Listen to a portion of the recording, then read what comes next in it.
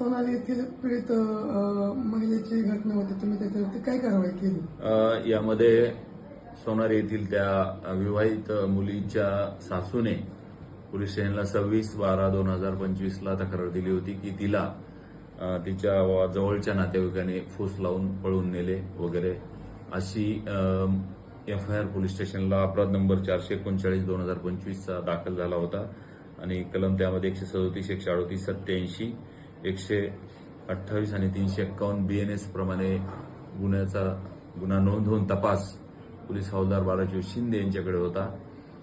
सदर नातेवाईक एक आरोपीवर सततपणे संशय घेत होते, परंतु सदर आरोपीला आम्हाला अटक करण्यासाठी अडचणी येत होत्या डॉक्टरांच्या अभिप्रायामुळे.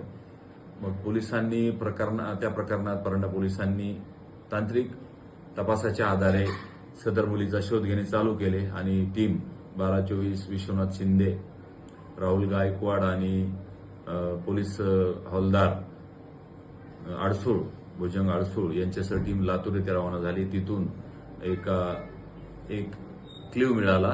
त्या क्ल्यूच्या आधारे टीम पुण्याला गेली. पुण्यावरून परत अंबरनाथ येथे सदर महिलेचा तांत्रिक तपासाद्वारे शोध घेतला आणि आज रोजी ते सकाळी पोलीस स्टेशन परांडा येथे आले. सदर महिला व एक लहान मुलगा होता तिच्यासोबत विशेष म्हणजे, आणि त्या लहान मुलासह सदर पीडितेस त्या सासू सासऱ्यांच्या ताब्यात दिलेले आहे.